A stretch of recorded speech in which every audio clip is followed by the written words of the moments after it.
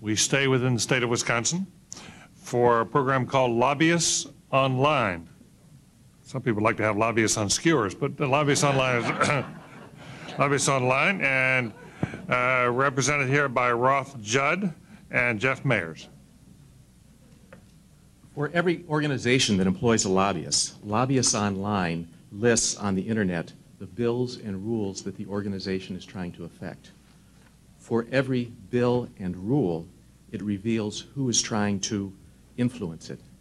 It's available from the convenience of your home, from your office, from the schools, from the public library. Every business and organization paying a lobbyist to influence a bill or rule identifies an interest when it starts to lobby. Information about which organizations are lobbying about what is updated to the internet every business day. The effects are concrete and they're dramatic. Imagine that you're a legislator. As you identify arguments for or against a bill, you have instant access to a list of the organizations trying to influence it.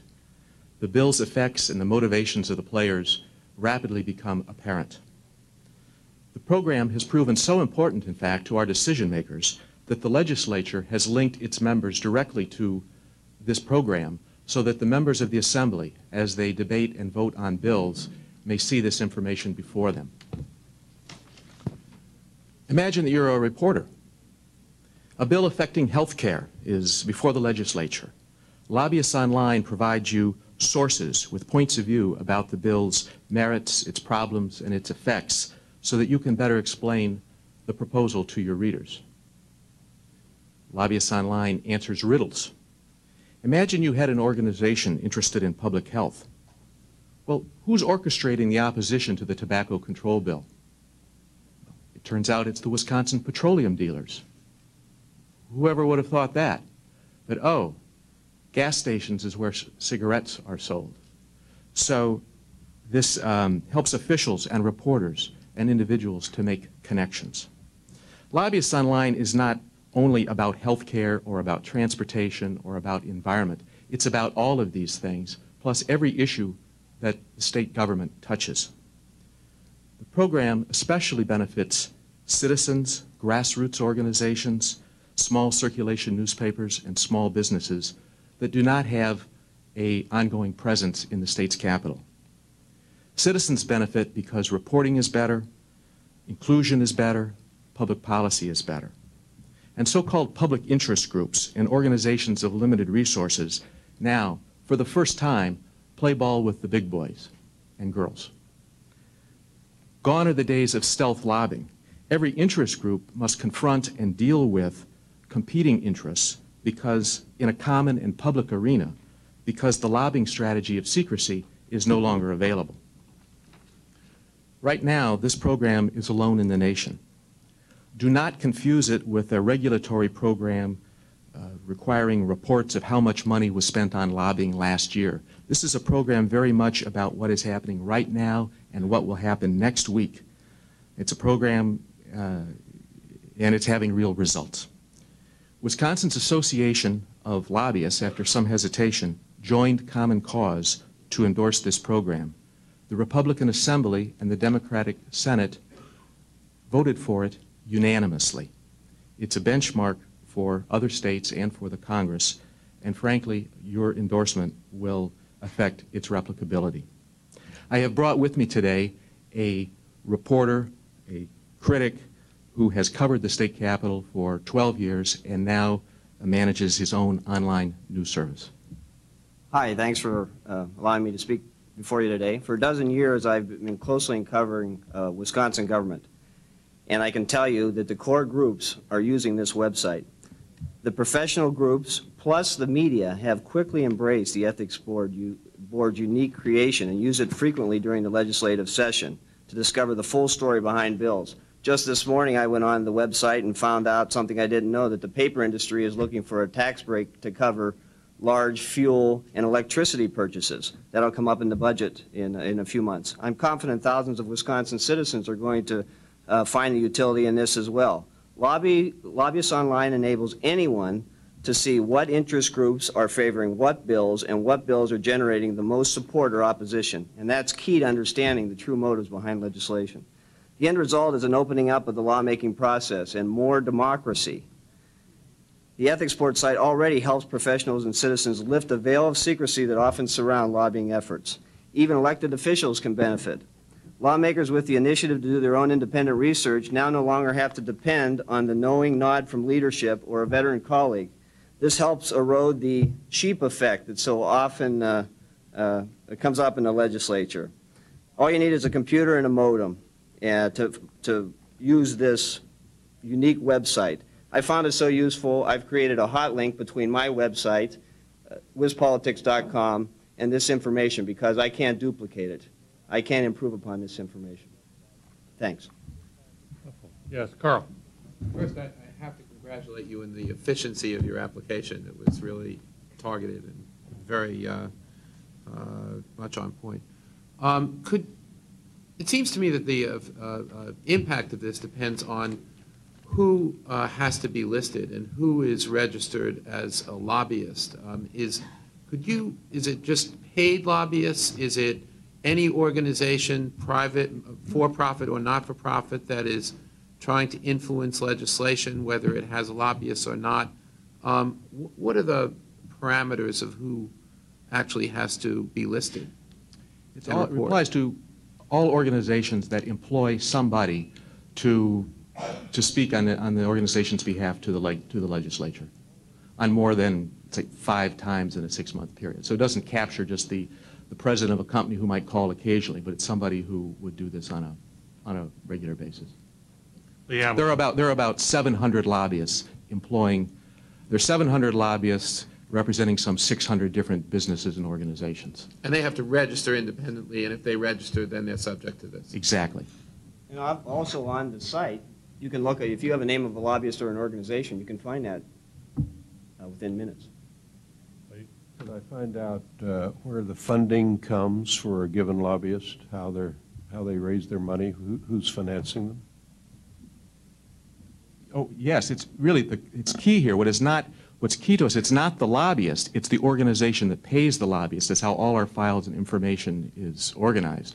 What you're finding out is not something that the firm of Miller, & Johnson was paid to do something, but you find that it was Monsanto or Ford Motor Company or AT&T, and that is the party in interest, and it explains what those businesses or organizations are lobbying about.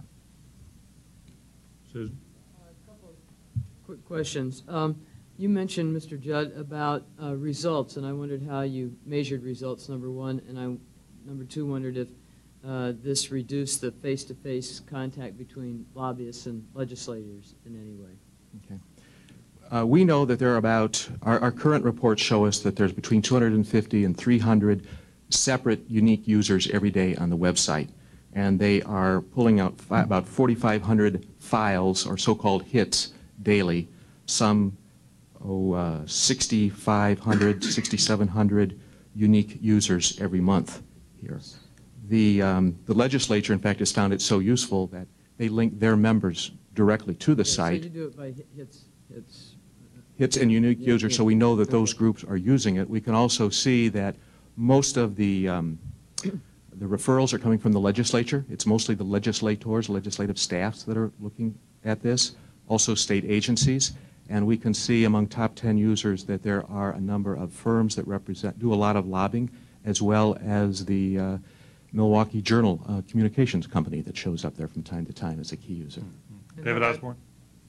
Well, just how about the face-to-face contact between lobbyists and legislators? This doesn't affect that at all, does it? No, I can assure you, I hang around the Capitol a lot. There has been no diminishing effect upon the face-to-face contact. David? The American people generally think that there's far too much, the role of money in politics has become a real problem. And every effort I've ever seen to change that has led to fierce resistance. The thing that mystifies me about your innovation is that you say, and our site visit reporter says, that everybody likes this, including even the lobbyists. So that leads me to conclude that it probably isn't changing the role of money in politics. if everybody likes it. And, would you agree with that, or Well, not? as to the money. It turns out that it costs about $8 million. It costs about $8 million to elect the state legislature. You look at the campaign contributions. It is about $40 to $50 million that's spent lobbying those people each session once they are elected. Yet we have all that emphasis on campaign finance. Now, what we're doing here, many states collect money about, or information about how much money was spent on lobbying. But what we're putting at the forefront is the information and letting some of these people network. We're making these people deal with each other now. It's true the legislators do love this program. They like it very, very much. That's why I think this bodes so well for replicability in other states. I think I don't think a legislator could resist this. And the lobbyists do like it because ultimately their job is to tell legislators their positions and let them know that they're interested in a bill. So this becomes an avenue that the lobbyists themselves find helpful. Let me take a stab at that, please. This is it's part of the puzzle, David. It's part of the puzzle that fits, explains what's happening with legislation. And I think the important thing to keep in mind is the shame factor here. Even the lobbying corps couldn't be against more information for citizens. And so that was part of what brought them in line to endorse this program. If I had a nickel did you get the answer you were looking for, Dave? Yeah, we have the time's up. If those who would feel very important that they pursue a question, I'm happy to do that. Carl? One quick question, and this is to Mr. Mayers. Mr. Mayers, you follow the activities in the state capitol. Since this law has been in existence, have you seen any change in the way lobbyists go about their activity to influence legislation? Well, they're all very conscious of what they have to report. Okay, they're all very conscious of it. And go ahead. Okay, and for instance, when major pieces of legislation are moving through, the coverage is better. There are more stories. The coverage is more thorough. Keeps everybody on their toes who's involved in the lawmaking process. So it opens the whole thing up. It's good government at a cheap price. But to come back to this, let's be very clear about this. It has brought into the public light who's talking to whom, but it has not, so far as you can tell, in response to David Osborne's question, diminished the role of money in politics, nor has it changed the way, to go to Carl's question, the way lobbyists actually interact with legislators. I think it's part of a growing sense for campaign finance reform.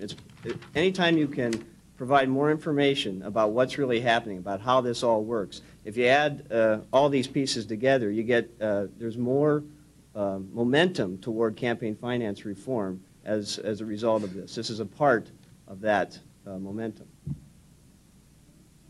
Yeah, please follow up, and then Antonio. Yes, this is said as though the money is, the emphasis went to the money on this, but recognize that probably of the lobbyists I told you about, some 600 or 700, about 20% of those would identify themselves as full-time lobbyists, the money bags here. But the other 80% are the executive directors of the Wisconsin Women's Network or the Battered Children Fund or the Clean Air Group or the Wetlands Group. And those people, it's really, this program is bringing those people into the process. Those people never had full-time lobbyists before. They still don't. It's just part of their job. But now they look at the internet. They know exactly what the big utilities or insurance companies are lobbying about, and they can network with those people. Antonio, last question. Actually, I think you've explained it very well. It has really improved communication among the core groups, the professional, and the media. The question that I have is, how well is it known by the public at large, or is this an improvement for the insiders? It will come to be. It's of growing importance for citizens. You could be in Ashland, Wisconsin, up in the northwest corner of the state, and now you can find out a little bit of what's going on in the Capitol on your own. And as media have embraced it, so people are finding out about it. So that will only grow.